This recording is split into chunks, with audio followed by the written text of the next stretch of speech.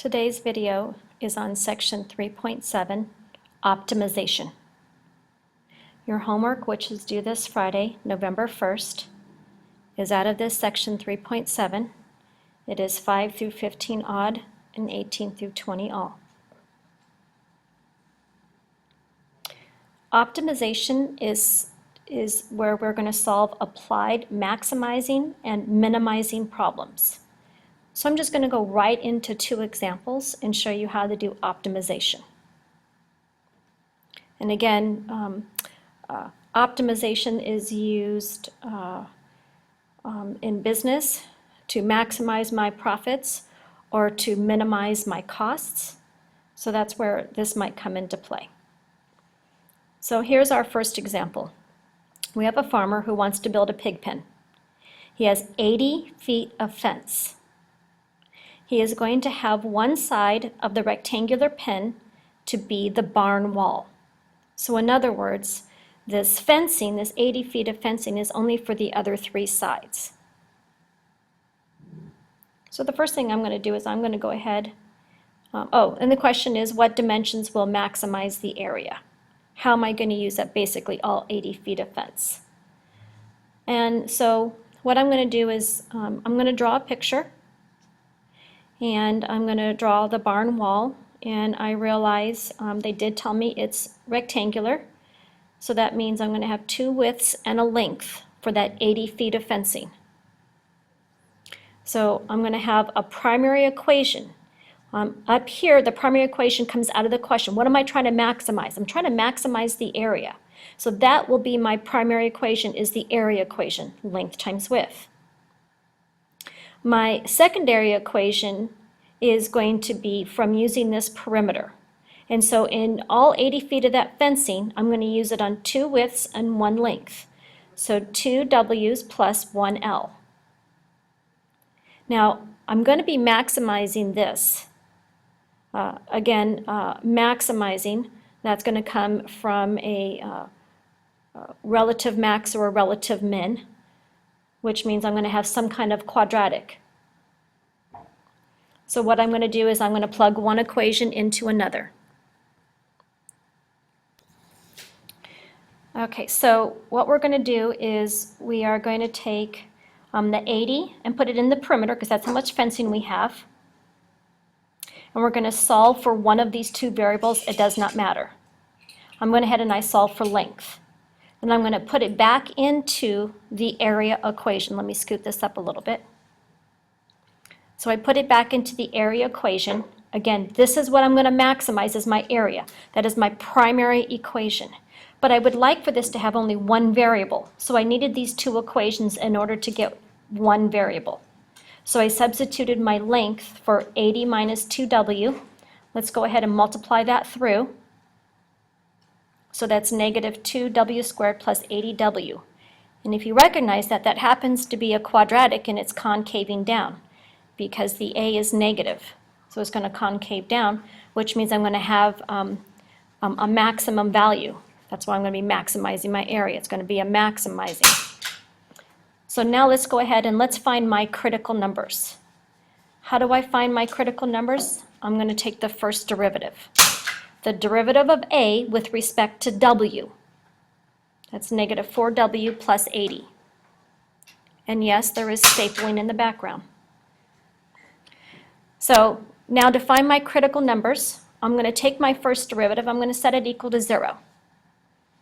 And in doing so, subtract 80, divide by negative 4, I'm going to get 20.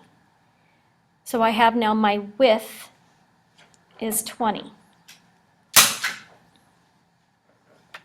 Now, by the second derivative test,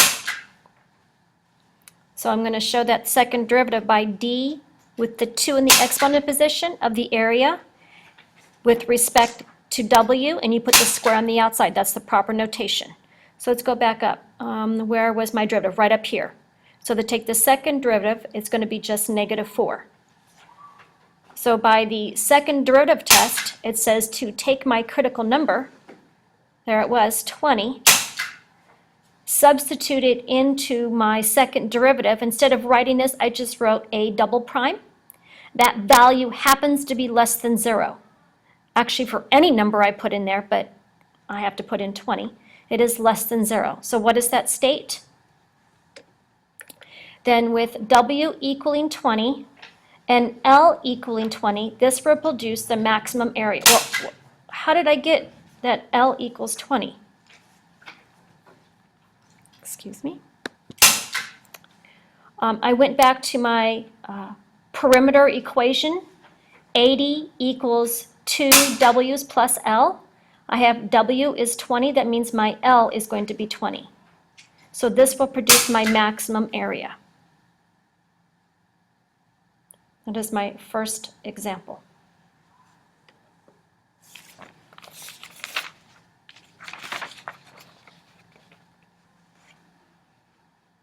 I'm going to do one more. This one is very different. Example. Which point or points on a graph of y equals 4 minus x squared are closest to the point 0, 2? Well, I can actually sketch that. Sometimes I need a visual to understand what's going on. So I'm going to cover up this math over here so you can't take a look yet. So I drew this. This is my parabola. It's opening down. I'm going to try turning on the light to see if this helps any. Ooh.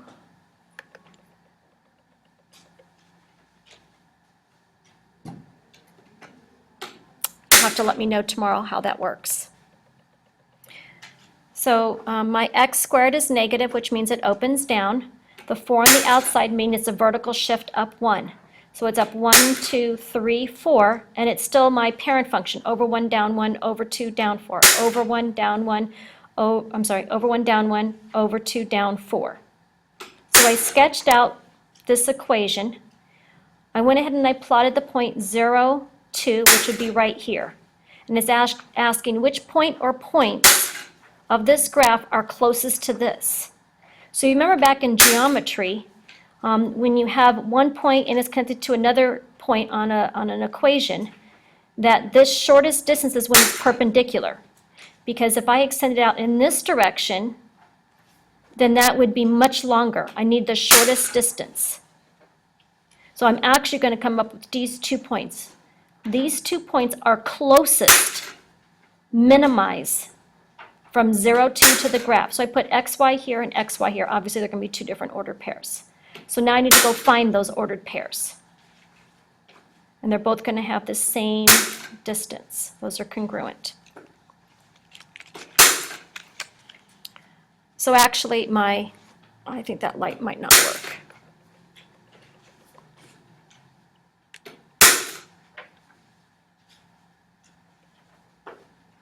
Yeah, this is better.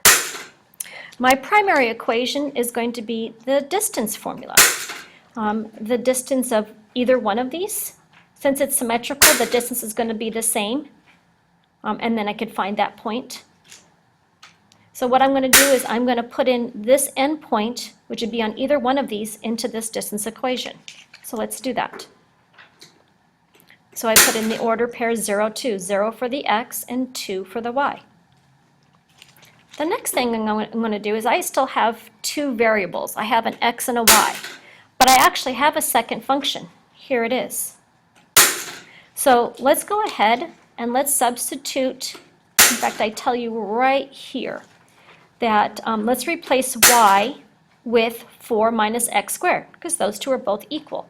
So I'm going to remove the y and put in 4 minus x squared, because that is true.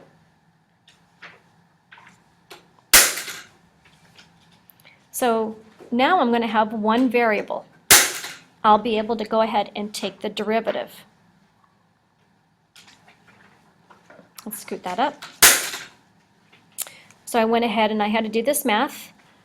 2 squared is 4, and then there's 2 of these negative 2x squares, negative 4 of them.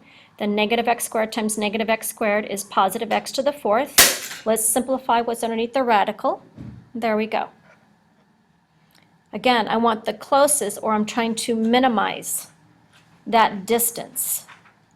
So to get the smallest value, I can really just take this stuff out from underneath the radical sign, because the smallest radical will be the smallest number underneath, and I don't want to deal with this radical. So now we'll call it f of x equals x to the fourth minus 3x squared plus 4. It will be the same thing. Let's go ahead and take that first derivative. Now to find critical numbers, I'm going to set that first derivative equal to 0.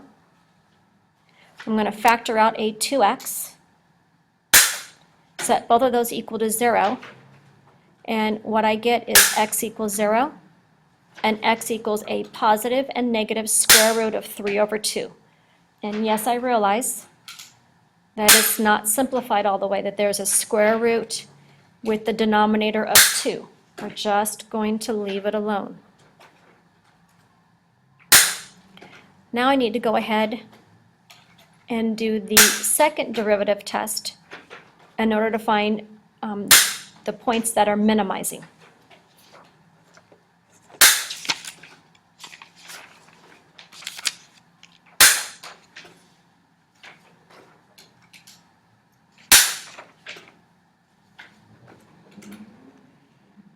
So I took the second derivative of what? Where is my first derivative? There it is. So we bring down the 3, that's 12x squared minus 6. Again, there it is. There's my second derivative. So what I do, if you remember the second derivative test, you actually substitute in the critical numbers. My critical numbers are 0, positive square root of 3 over 2, and negative square root of 3 over 2. That's exactly what I substituted into my second derivative. Put in 0, I get a negative answer. I put in these two values. Well, that ends up being squared. It comes out both being positive, so both of these outputs are positive. So what does that mean? By the second derivative test, it says since f double prime of this value is greater than 0, and f double prime of negative square root of 3 over 2 is also greater than 0, then what? Then when I take those two values and I substitute it into my original equation, then these points are the minimum values on f.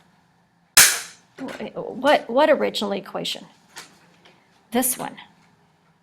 Y equals 4 minus x squared. So I substituted in a positive square root of 3 over 2. Well, you square it, and I get 3 over 2. Common denominator, 2. I got 5/3. You get the same output, 5/2.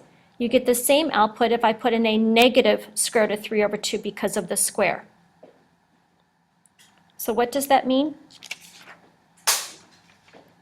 That is these two ordered pairs. We minimize that distance. Anything longer would be incorrect. Minimize this distance. So our two ordered pairs are negative over here, square root of 3 over 2, comma, 5 over 2, and positive square root of 3 over 2, comma, 5/2.